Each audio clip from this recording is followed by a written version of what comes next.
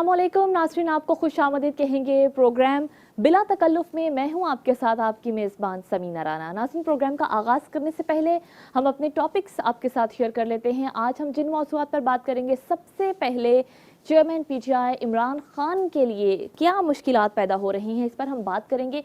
क्यों वो जानबूझकर या इरादतन या गैर इरादी तौर पर तौहीन अदालत कर रहे हैं और अब आगे क्या होने जा रहा है। क्या एक बड़ा सवाल हम आज प्रोग्राम में उठाएंगे कि इमरान खान तौहीन अदालत केस, तोशाखाना केस और फॉरेन फंडिंग केस में नाअहल करार हो जाएंगे या इससे बच पाएंगे, इस पर हम प्रोग्राम में बात करेंगे। इसके अलावा जो हमारा दूसरा टॉपिक है वो बड़ा ही इंपॉर्टेंट टॉपिक इस लिहाज से है कि मुल्क इस वक्त सैलाबी सूरत हाल से दो चार है और सैलाब ने हर जानिब तबाही मचा रखी है और ऐसी सूरत हाल में किसी भी मुल्क को फंडिंग की बहुत ज़्यादा ज़रूरत होती है ताकि इस कुदरती आफत से निमटा जा सके। लेकिन अनफॉर्चुनेटली हुकूमत पाकिस्तान की 2005 के ज़लज़ले और 2010 के सैलाब में जो हमने सूरत हाल देखी, पूरी दुनिया ने देखी, जो फंड्स मिले उस पर बदनवानी के इल्ज़ामात हैं, जिसकी वजह से जो हालिया सैलाब है, जो हालिया सूरत हाल है, इसमें गैर मुल्की डोनर्स जो हैं वो डोनेशन देने से कतरा रहे हैं।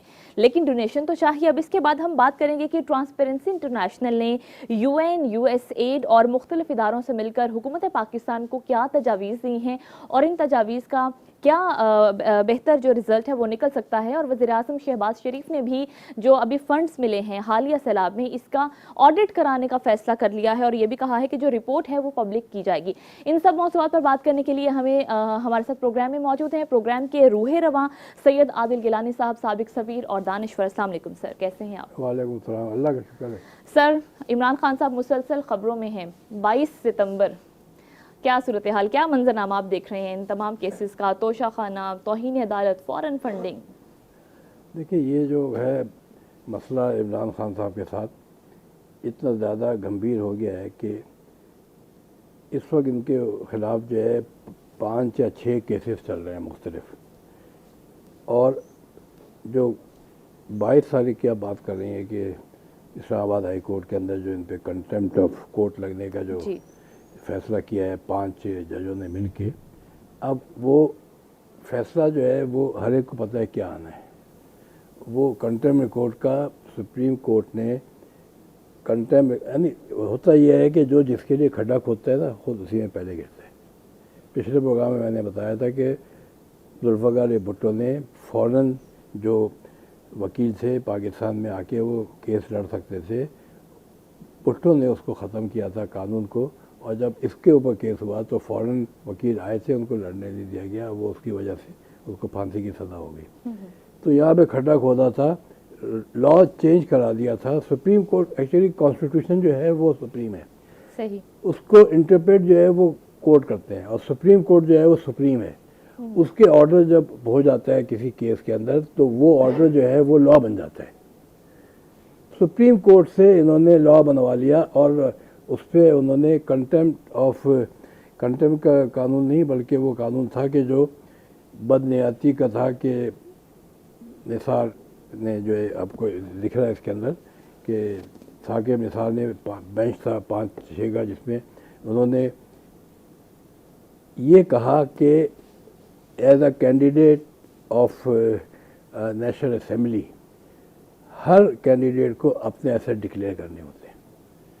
पनामा का केस था ये सुप्रीम कोर्ट में, पनामा में, जिसके अंदर के 450 लोग थे जिनका एक का फैसला नहीं हुआ, किसी का केस नहीं उठाया सिवाय इमरान खान के। उसके बाद इमरान खान की वजह से इसका नवाज शरीफ का, और इमरान खान को बचाने के लिए जहांगीर तरीन का, और दोनों को उसने साकिब निसार ने डिस्क्वालीफाई करा दिया 262F के तहत। और उसमें जो फैसला जो सबसे ख़तरनाक इमरान खान के ऊपर आ रहा है वो ये आ रहा है कि उस फैसले के अंदर जो साकिब निसार का नवाज शरीफ को ताहयात नाअहल करने का था कि उन्होंने एक कंपनी थी FZD दुबई में, इनके बेटे ने बनाई थी, उसका चेयरमैन लगाया था नवाज शरीफ को, और उसमें उसकी सैलरी थी 10,000 दरहम। सही। तो वो इन्होंने डिक्लेयर नहीं की अपने इलेक्शन कमीशन के सवालनामे में कि वो, इन्होंने बताया, इनके वकील ने, इनके वकील ख्वाजा हारिस था, और उसने सुप्रीम कोर्ट में बताया कि ये सैलरी जो थी वो वहाँ के रूल के हिसाब से इनको अकामा लेने की वजह से इनको नाम वहाँ डाला गया था। वो सैलरी उनको मिल सकती है, तो उन्होंने ली नहीं। जब ली नहीं तो डिक्लेयर नहीं की। तो साकिब निसार और 5 जजों ने मिलके, उसमें ये एजाजुल हसन भी शामिल है सारे, उन्होंने ये कहा कि जो एसेट्स है उसकी डेफिनेशन, एसेट की डेफिनेशन ब्लैक लॉ डिक्शनरी में निकाली कि हर वो पैसा या जायदाद जो आपको मिल सकती है, आपके पास नहीं है कल मिल सकती है, कि यानी आप समझें कि आपके नाना के पास जो है वो 10 अरब रुपए है, अब वो मरेंगे तो आपको उसके अंदर 2 अरब मिलेंगे, तो वो आपके एसेट है, वो आपको डिक्लेयर करने। और आपने नहीं मतलब वो कानून बना दिया। और उस कानून के तहत तोशा खाना केस के अंदर इनका नाम आ गया। तोशा खाना के अंदर बड़ा सिंपल है कि इन्होंने जो है वो जो तोशा खाना से लिए नहीं लिए वो गलत है, सही है अपनी जगह। जो इन्होंने तोशा खाना से तोहफे लिए और तोहफे लेके उसको बाजार में बेचा और बेच के उसका पैसा कमाया, वो डिक्लेयर किया कि नहीं किया अपने इलेक्शन के अंदर। सही।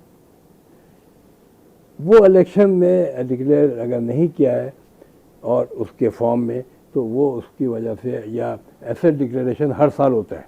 सही। यानी इलेक्शन के बाद इलेक्शन कमीशन में हर साल ऐसे डिक्लेयर होता है।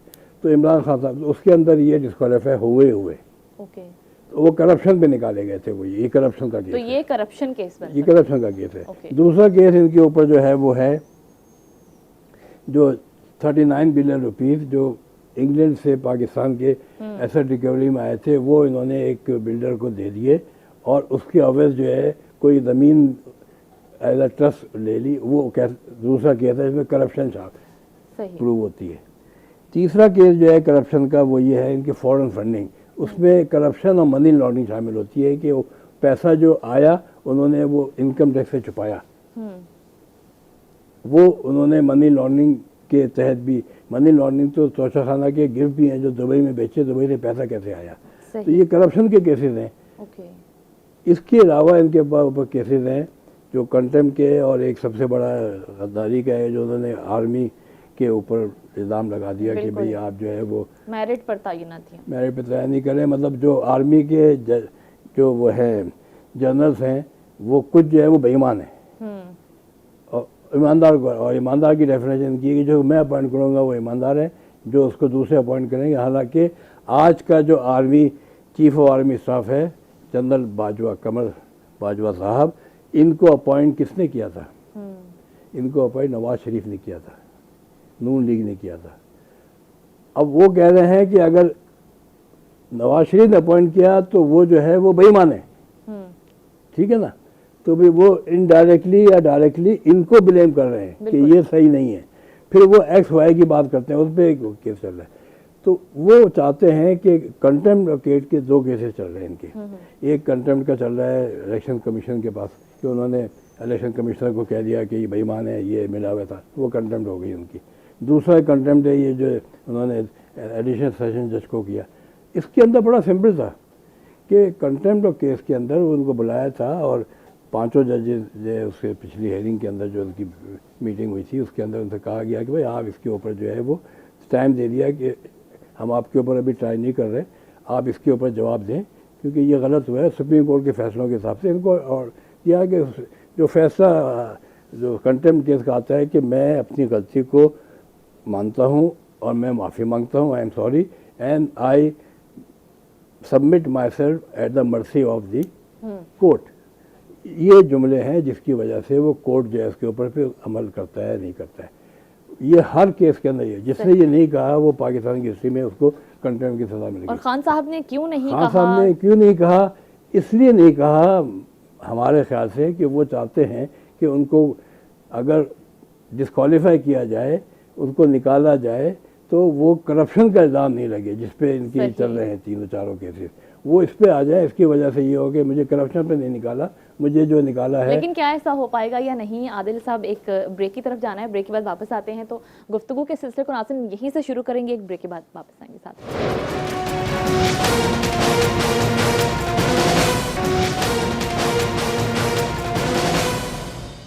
Welcome back. नाज़रीन, ब्रेक पे जाने से पहले हम बात कर रहे थे कि क्या खान साहब ये सब इसलिए कर रहे हैं कि उन पे करप्शन के इल्ज़ामात ना लगें, लेकिन अगर वो तौहीन अदालत के मुर्तकिब होते हैं, कुछ इस तरह के केसेस उन पर हो जाते हैं तो हो जाएं। जी आदिल गिलानी तो साहब, ये मैं इस बारे बता में रहा बात था करें। कि ये कंटेम्प्ट के अंदर इनको ये जानबूझ के ये इसके अंदर इन्होंने एक हफ्ता पहले भी नहीं किया और कल भी इन्होंने माफ़ी नहीं मांगी। इनको मरवाने वाले जो हैं वो इनके सारे के सारे हारी मवारी हमेशा कहते रहते हैं कि ये खुद तो जो भी है इनकी अकल में पता नहीं क्या कमी आ गई, क्या हो गया है, ये उनकी बात मानते हैं जो इनके दुश्मन हैं। फवाद चौधरी है, बाबर अवान है। बाबर अवान अभी यानी क्या कहते हैं चढ़ाने के लिए कि ये इनको अगर कोई सज़ा देगा तो वो मुल्क में नहीं रह सकता, मतलब वो एक फैसला अदालत के अंदर, बाबर अवान कहते हैं फैसला अदालत के अंदर, फैसला बाहर। ये बाबर अवान साहब ही थे जिन्होंने यूसुफ रज़ा गिलानी को प्राइम मिनिस्टरशिप से हटवाया था।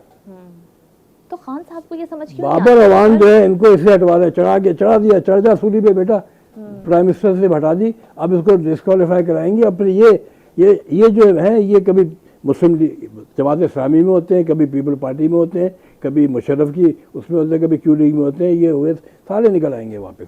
और इनको सत्यानाश कर दिया। इनको इनके जो जितने एडवाइज़र्स हैं, बैरिस्टर अली ज़फ़र है, हामिद खान है, और तो और ये जो एमएकएस केरी इस केस में लगाए थे, ये पुराने अटॉर्नी जनरल मुनीर मलिक और ये अपना मखदूम हमें कि जी इसको माफ़ कर दे। अरे भाई कैसे, यानी मैंने आपसे बताया ना कि मुल्क के अंदर एक कानून चलता है हर एक मुल्क में, वो कॉन्स्टिट्यूशन कहते हैं, और कॉन्स्टिट्यूशन को जो है इंटरप्रेट करता है सुप्रीम कोर्ट करता है। अगर सुप्रीम कोर्ट ने कॉन्स्टिट्यूशन के किसी एक पर्टिकुलर क्लॉज के तहत एक सज़ा दे दी, वो सज़ा कानून बन जाती है। तो उसमें मखदूम अली खान हो गए या मुनीर मलिक हो गए कि ये बड़ा आदमी इसको छोड़ दो, मतलब ये तो यानी बिल्कुल तबाही है ना कि दो कानून जो है मुल्क में चलने चाहिए। क्यों चलने चाहिए? इन लोगों को फीसें मिलती हैं, 50-50 करोड़ रुपए फीस देते हैं ये अपनी इस कानून की देने के लिए। मुनीर मलिक साहब वो थे जिन्होंने 2014 में कंटेम्प्ट में कोर्ट लगी थी, किस पे? इमरान खान पे, सुप्रीम कोर्ट में। उन्होंने कहा था शर्मनाक को कह दिया था सुप्रीम कोर्ट के जजेस को। मुनीर मलिक जो थे उस वक्त अटॉर्नी जनरल थे 2014 में जिसकी भी हुकूमत थी, मुस्लिम लीग नून की थी मेरे ख्याल से, या पीपल पार्टी की थी, और उन्होंने उसको कहा था कि उनको माफ़ कर दें, वो माफ़ कर। आज फिर उसको हमें किस करी लगाया था, उसने वही कहा भाई आप अपने किसी को अगर करना है दोस्तों को सपोर्ट करें और गरीबों को जो दूसरों को जो सज़ा दे दें। तलाल चौधरी का क्या कसूर था? बिल्कुल निहाल हाशमी का क्या कसूर था भाई? वो सज़ा उनको दी है, गलत दी सही दी बात नहीं, लॉ बना दिया। जब सज़ा के बाद लॉ बन जाता है तो इसके अंदर अब दूसरा आइटम ये है कि इनके जो तो इसके फॉरेन फंडिंग के अंदर डिक्लेयर है 13-14 अकाउंट इनके निकल आए हैं जो इनके अपने हैं, पीटीआई के इमरान खान साहब के अपने हाथ से खुले हुए 3-4 अकाउंट हैं। उसके अंदर जो है वो पैसा जो है आया है वो डिक्लेयर नहीं किया। फॉरेन फंडिंग केस के अंदर भी सज़ा है। लेकिन फवाद चौधरी तो कहते हैं कि कोई नहीं कर सकता नाअहल खान साहब को। मैं अब वो लफ्ज़ बोलना नहीं चाहती जो उन्होंने बोले नहीं, हैं वो मैं वही कह रहा हूँ ना कि फवाद चौधरी साहब जो है, फवाद चौधरी साहब के बारे में और सुन लें कि जो बानी है तहरीक इंसाफ के मेंबर, जो कि इमरान खान साहब के वकील हैं इस केस के अंदर इस्लामाबाद हाई कोर्ट में कंटेम्प्ट के, हामिद खान, वो कहते हैं कि फवाद चौधरी से कोई भले की तवक्का ना करें। वो तो ये कहते हैं उनको, और वो कहते हैं फवाद चौधरी जो है वो करप्शन करता था इस्लामाबाद लाहौर हाई कोर्ट में, अपने मामू या चाचा उनके चीफ जस्टिस के ज़माने में। ये तो ये हाल है इनका। तो अगर इमरान खान साहब फवाद चौधरी को भी रखे हुए हैं, ये मतलब तबाही किसकी हो रही है? फवाद चौधरी की तो दुकान चल रही है ना, वो किसी और लाखों करोड़ों अरबों हो गए। बिल्कुल। वो नाम किसका खराब हो रहा है? पुलिस किसकी खराब हो रही है? इमरान खान की। पार्टी का चीफ कौन है? इमरान खान है। बिल्कुल। प्राइम मिनिस्टर कौन था? इमरान खान था। फॉलोअर्स इमरान खान के हैं। फॉलोअर्स इमरान खान के हैं। वो सारा का सारा सत्यानाश उन्होंने कर दिया है। ये बाबर अवान साहब ने ये भी ये तो बरसाती मेंढक है। और अब देखिएगा कि अभी अगर इनकी कंटेम्प्ट कोर्ट अगले 22 को लग जाएगी, ये डिस्क्वालीफाई होंगे।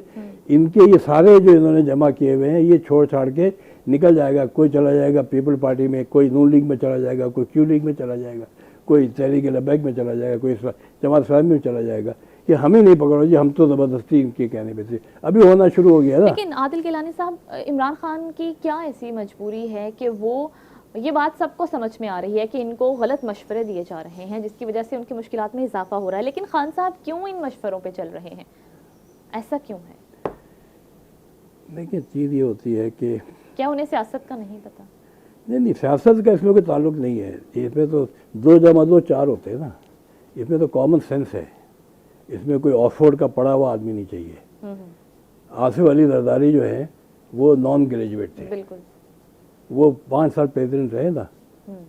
मतलब ये कॉमन सेंस की बात हो रही है कि एक प्राइम मिनिस्टर हो, आपको अपनी ज़बान पे काबू रखना है। आपने जो है वो हर एक को कुत्ता कुत्ता डाकू डाकू नहीं कहना है। वो आपके यानी एज अ प्राइम मिनिस्टर जो है, एज अ अपोजिशन लीडर कुछ और चीज़ होती है। जब आप मुल्क के अंदर मुल्क चलाना है तो मुल्क को चलाएंगे आप मुल्क के अंदर जो है वो यानी हज़ारों चीज़ें लाखों होती हैं। आपका कंसंट्रेशन अगर सिर्फ दूसरों को गालियां देने से है तो उसका असर ये होता है जो इमरान खान साहब का हो रहा है।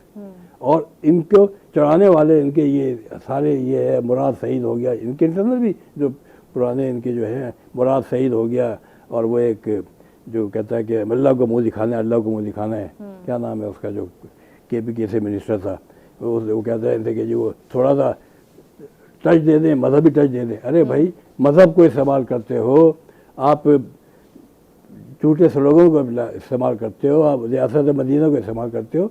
ये मुल्क में इस तरह नहीं चलते भाई।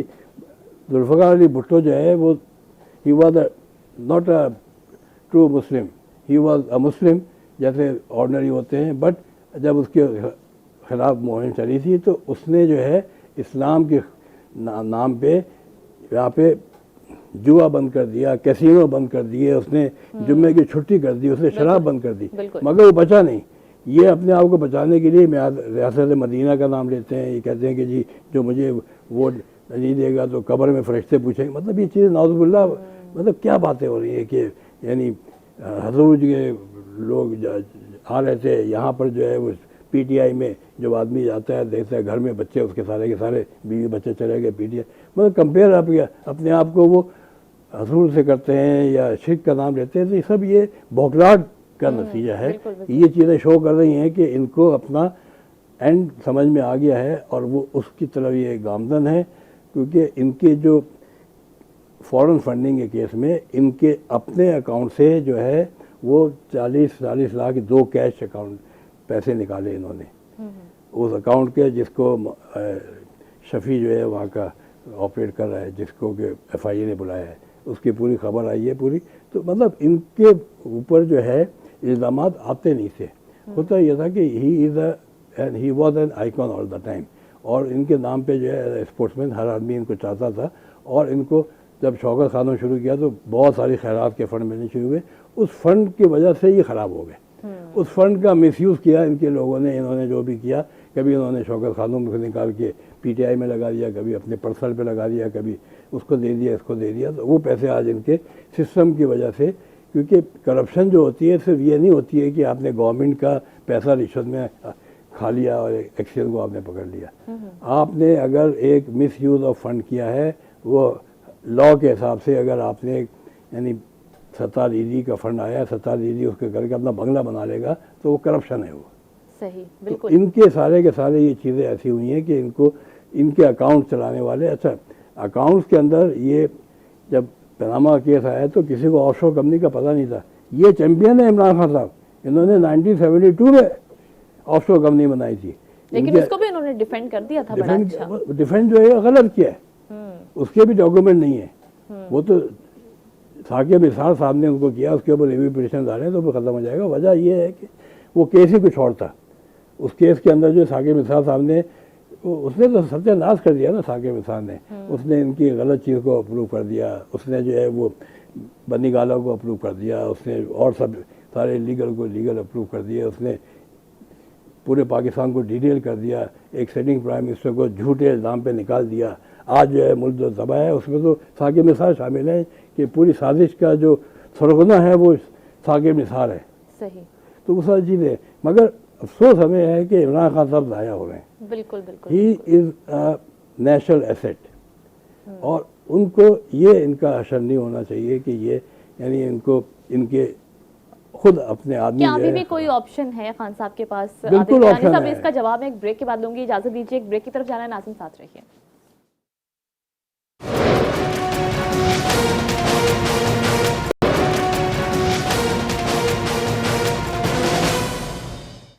वेलकम बैक नाज़रीन। प्रोग्राम में हमारे साथ मौजूद हैं सैयद आदिल गिलानी साहब, दानिश्वर और साबिक सफ़ीर। और ब्रेक पे जाने से पहले मैंने सवाल किया था कि क्या खान साहब के पास अभी कोई ऑप्शन है कि वो इस बुरे अंजाम से बच सकें? सर, खान साहब के पास अभी भी ऑप्शन है, वो अपने आप को सुधार लें और कोर्ट में अपनी गलती को मान के और कंटेम्प्ट कोर्ट से बच जाए। बाकी बाकी जो केसेस हैं उसके अंदर वो सही सही बता दें। अगर उसके अंदर उनसे कोई गलती हुई है तो कोर्ट उनको सज़ा दे देगा, तो सज़ा जो है वो 4-5 साल के लिए डिस्क्वालिफिकेशन होगी, लाइफ लॉन्ग नहीं होती। वो लाइफ लॉन्ग का जो सागिर मिसाल ने बनाया था वो टोटल गलत है। वो उसको चैलेंज भी किया हुआ, कानून भी चेंज करना है। और खान साहब जो है वो पॉलिटिक्स में रहेंगे और वो अब आपके जो कंटेम्प्ट कोर्ट में निकाले गए थे, कौन कौन निकाले गए थे? तलाल चौधरी और छोड़ दें यूसुफ रज़ा गिलानी निकाले गए थे। वो आज क्या है? आज वो deputy speaker, deputy senate chairman है। ठीक है ना, आ गए ना वापस। तो पॉलिटिक्स में रहेंगे। इनके पास बहुत गुंजाइश मौजूद है अगर ये जो है ये सच बोलना शुरू कर दे। और दूसरा अपने बयानात पे थोड़ा सा जबान पे काबू रखें ना। वजह ये कि सच बोले। आप 1 घंटे 10 घंटे 10 दिन तक बोलते हैं, सच बोलेंगे तो आपको जो है वो कोई नहीं पकड़ेगा, ना कोई गलत होगा। और ऐसा करने से खान साहब का जो सियासी कद है वो और बढ़ जाएगा। हमने देखते हैं हम दुनिया में जब करप्शन केसेस लगते हैं तो रहनुमा स्टेप डाउन कर देते हैं। अभी बोरिस जॉनसन को देख लें, अभी हालिया ही उन्होंने इल्ज़ामात पर स्टेप डाउन किया। ये हर जगह होता है और ये हमें तो बड़ा अफसोस हो रहा है कि हमने इमरान खान साहब को ज़ाया कर रहे हैं, क्योंकि ये एक पाकिस्तान की उम्मीद है और आइंदा के लिए भी उम्मीद बन सकते हैं कि अगर अपने आप को ये रिफॉर्म कर ले। सही, बिल्कुल, होपफुली। ठीक है सर, अगले टॉपिक पे चलते हैं जो बड़ा इंपॉर्टेंट है। हम आजकल अभी जो पाकिस्तान के हालात हैं, सैलाब ने हर तरफ तबाही मचा रखी है। ऐसे में मुश्किल जो सामने आ रही है फंड्स के हवाले से, जो 2005 और 2010 के सैलाब में बदनवानी के इल्ज़ामात लगे, उससे अब कैसे बचा जाए? डोनेशन कैसे ली जाए? जो तजावीज़ सामने आई हैं ट्रांसपेरेंसी इंटरनेशनल की, वो कितनी इम्पोर्टेंट हैं? देखिए जी, ये ऐसा है कि पाकिस्तान की हिस्ट्री में 100 साल हिस्ट्री में इससे बड़ा सैलाब नहीं आया। और जो तबाही हुई है अभी तो इस वक्त जो है सैलाब की तबाही है कि जिसमें कि 3 करोड़ 30 लाख सिटीज़न जो हैं वो अफेक्ट हुए हैं। उनके बेघर हो गए, उनके घर टूट गए या उनके मवेशी मर गए, उनकी सारी फसलें ख़त्म हो गई, सब खत्म। वो अभी इनका रिहेबिलिटेशन चल रहा है कि वो जब इनका ये इस वक्त बचाने में लगे हुए, कोई अभी भी डूब रहे हैं, अभी भी बीमारियाँ शुरू हो गई, तो रोज़ाना के 8-10 सैलाब से मर रहे हैं लोग। इसके बाद क्या है, इनको दोबारा बसाना है, इनको उनकी जगहों पे लेके जाना है। वहाँ से पानी ख़त्म हो तो वहाँ पे जाएंगे, फिर वहाँ पे इनको मकान बना के देना है, फिर मकान के साथ इनको वहाँ पे पूरा का पूरा रोड स्ट्रक्चर देना है, फिर इनके वहाँ फैसिलिटी। जब इनके मकान टूट गए तो इनके हॉस्पिटल भी टूट गए, इनके स्कूल भी टूट गए, कॉलेजेस भी टूट गए, ऑफिस भी टूट गए, सब बनेगा।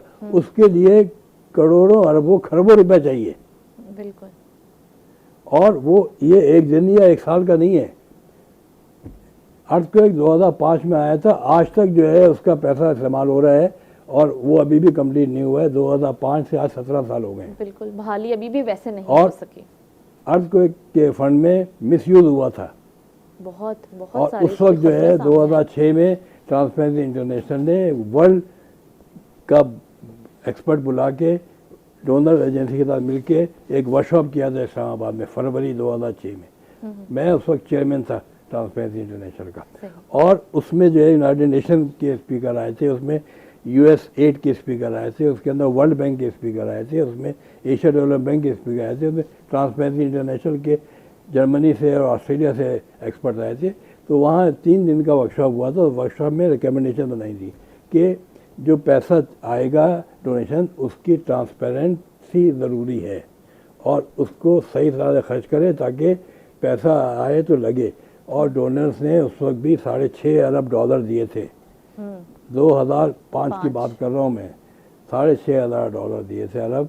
और उसको इन्होंने एरा ने उस रिकमेंडेशन को नहीं होने दिया। अर्थ को एक रिकंस्ट्रक्शन अथॉरिटी बनाई थी कोई जनरल साहब से, और NDA में उसके बाद उसके हिसाब से बना। वो पैसा मिसयूज़ हुआ, और वो अभी जो है 2019 के अंदर असेंबली के अंदर जो है वो शहबाज शरीफ साहब अपोजिशन लीडर थे, इमरान खान, उसमें ये खबर आप देख रहे हैं, ये चल रही है जुलाई 22, 2019 की, scandal rock era speaking clear image. इसकी वजह से मैं आपको पहले खबर का बता दूं कि इसमें जो लिखा हुआ है ये, रिसेंटली एरा was implicated in corruption scam involving the leader of the opposition in parliament, Shahbaz Sharif said that, कि एरा जो है ये 2019 में कहा, अब वो अपोजिशन लीडर अब हो गए मिनिस्टर। उसकी वजह से जो अर्थक्वेक का जो था उसमें तो नुकसान नहीं हुआ था, $6.5 अरब आए, सही यूज़ नहीं हुए। तो 2010 के अंदर जब सैलाब आया उसके अंदर जो टोटल डोनेशन आई वो 1.5 बिलियन आई थी। उस पर भी इन्होंने जो है वो रिकमेंडेशन जो बनाई थी ट्रांसपेरेंसी ने और वर्ल्ड बैंक ने मिलकर, उस पर अमल नहीं किया। ये इसका पूरा का पूरा देखिए पिछले सैलाब का जो है ये बंदे की शक्ल आ रही है। सही। उसकी वजह से ये हुआ कि अब जो सैलाब आया है इसके अंदर जो है हमें एक खबर जो है वो असेसमेंट है कि $30 अरब चाहिए, एक असेसमेंट $30 बिलियन चाहिए। पैसा कितना आ रहा है? पैसा जो आ रहा है वो पेनी आ रही है, पेनीज। इस वक्त टोटल पैसा जो कमिट किया है वो $500 मिलियन है। कुछ भी नहीं है, क्योंकि उनको एतमाद नहीं है कि जो डोनर्स हैं वो पैसा सही यूज़ नहीं होगा। पिछली दफ़ा हुकूमतों ने 2005 के अंदर मुशर्रफ की हुकूमत थी, उन्होंने सही काम नहीं किया। शौकत अजीज़ ने 2010 में पीपल पार्टी थे, उन्होंने सही काम नहीं किया, तो उसकी वजह से बदनामी हो रही है। तो डोनर्स नहीं आ रहे पैसा लेके, और इसको जो है अभी IMF इसके पीछे पड़ेगा, अभी वर्ल्ड बैंक इसके पीछे पड़ेगा, अभी ADB पड़ेगा। ये पैसा दे रहे हैं आप इसका। शहबाज शरीफ साहब ने कहा है कि हम इसको जो है वो ऑडिट कर, ऑडिट तो होना है भाई। कोई नई बात क्या कह दी शहबाज शरीफ ने? उन्होंने कहा रिपोर्ट भी पब्लिक करेंगे। पब्लिक ऑडिटर जनरल पाकिस्तान हर गवर्नमेंट फंड की ऑडिट करता है, पब्लिक करता है। ऑडिटर जनरल पाकिस्तान ने कहा है कि वापडा के अंदर अरबों रुपए की करप्शन, उस अमल तो नहीं किया किसी ने ना। उस पब्लिक से क्या होता है? ये रिकमेंडेशन है, उसमें मेन रिकमेंडेशन ये है कि एक वेबसाइट बनेगी जो मिनिस्ट्री ऑफ ये NDMA बनाए या इकोनॉमिक अफेयर डिवीजन बनाएगी। उसमें जो डोनेशन आया है उसकी क्लॉज होगा, ये डोनेशन जो है ये USAID ने दिया, $500 मिलियन दिया। ये डोनेशन जो है फेडरल गवर्नमेंट ने सिंध गवर्नमेंट में से $10 मिलियन दिया। सिंध गवर्नमेंट ने $10 मिलियन के अंदर इस डिपार्टमेंट को दिया, ये खर्च हुआ। इतने की जो खरीदी है, चटाई खरीदी, इतने खाना खरीदा, वो प्राइसेस भी देखेंगे कि उन्होंने रुपए के $10 तो खर्च नहीं किए। ये है सिस्टम। उस सिस्टम को बनाएंगे तो पैसा आएगा। तो क्या हम उम्मीद कर सकते हैं शहबाज शरीफ से कि वो इस सिस्टम को फॉलो करेंगे, इन तजावीज़ को? भाई हमें तो शहबाज शरीफ पे बहुत भरोसा है, जैसे हमें इमरान खान में बहुत भरोसा था, हमें तो मुशर्रफ पे भरोसा था। चीज़ ये है कि नहीं करना से, अगर ये नहीं करेंगे तो पाकिस्तान की जो तबाही चल रही है इकनॉमी को अपनी जगह, ये जो है रिकन्स्ट्रक्शन जो है ये नहीं होगा। तो ये आवाम जो सैलाब के अफेक्टेड है, विक्टिम्स हैं, इनका जो होगा ये कौन देखेगा, कौन करेगा? कि हवाई जहाज़ों में जाके वहाँ पे जाने से करने से कोई फोटो सेशन इमरान खान साहब चले गए या दूसरे पॉलिटिकल लीडर चले गए, क्योंकि इसका नुकसान हुआ है ना, उससे पूछो जो सड़कों में बैठे हुए। बिल्कुल बिल्कुल। उनको अब उसकी सब पूरी की पूरी कौम मदद करने को तैयार है, मगर कौम के साथ आप देखें ना, एक लड़का है JVD वाला, वो 150 ट्रक जो है वो भेजता है, पब्लिक दे रही है ना 150 ट्रक में। 150 ट्रक तो अमेरिका ने नहीं दिया अभी तक, वो एक आदमी डेली भेज रहा है, पब्लिक देने को तैयार है, मगर उससे कोई फायदा नहीं होगा। उससे इमरजेंसी अभी हो रही है कि ये खाना पीना हो रहा है, जान बचेगी, ये जान बचने की बात हो रही है। मगर इनको री इस्टेब्लिश करना, रिहेबिलिटेट करना, रिकंस्ट्रक्ट करना, वो बहुत बड़ा काम है। हमारे पास पूरा अनाज खत्म हो गया इस सीजन का, उसके लिए अभी से अरेंजमेंट करना है कि ये अगली फसल जो है इससे डबल हो ताकि नुकसान पिछला पूरा हो, और ये शॉर्टेज है इसको कवर किया जाए। तो ये सारी चीज़ें, ये रिकमेंडेशन जो है ये शहबाज शरीफ ने देखनी है, उनको भेज दिया है। बड़ा चैलेंज भी है, और चैलेंज है, उनको चाहिए ये करें। हमसे जितनी मदद हमने करनी है हम करेंगे। हम इंटरनेशनल डोनर्स को भी हमने ये भेजा है, इससे प्राइम मिनिस्टर को जो रिकमेंडेशन गई है वो यूनाइटेड नेशन में भी गई हैं, वो IMF को भी गई हैं, वो जो है वो यूएसएड को भी गई हैं, वो ब्रिटिश गवर्नमेंट को भी गई हैं, वो वर्ल्ड बैंक को भी गई हैं, वो एडीबी को गई हैं। They all are accountable. कोई पैसा जो है वो देता है तो वो अपनी पब्लिक से पैसा लेके डोनेशन देते हैं। True. अमेरिका जो है अमेरिकन पब्लिक देख रही है, ब्रिटिश पैसा ब्रिटिश पब्लिक देख रही है, आईएमएफ का पैसा जो आईएमएफ के कंट्रीब्यूटर देख रहे हैं। तो वो अपने पैसे की प्रोटेक्शन चाहते हैं। अभी जैसे आईएमएफ का एग्रीमेंट हुआ है जो 7 महीने डिले हुआ, इसकी वजह से पाकिस्तान का इकोनॉमी सत्यानाश हो गया। सही। ये भी वही चीज़ है। बिल्कुल। तो ये रिकमेंडेशन प्राइम मिनिस्टर शहबाज शरीफ से रिक्वेस्ट है कि इसको इमीडिएटली देखें और इसके ऊपर अमल करें तो बहुत उन्हें इसका फ़ायदा हो सकता है और सैलाब मुतासरीन की बहाली में बहुत ही हेल्पफुल हो सकती है। बहुत शुक्रिया सर आपके कीमती वक्त और तजिए का। नाज़रीन, प्रोग्राम में हमारे साथ मौजूद थे सैयद आदिल गिलानी साहब, साबिक सफ़ीर और दानिश्वर। उम्मीद करते हैं आपको आज का प्रोग्राम और ये तजिया पसंद आया होगा। अपने फीडबैक से हमें ज़रूर आगाह कीजिए। इजाज़त दीजिए, अल्लाह ने के बाद।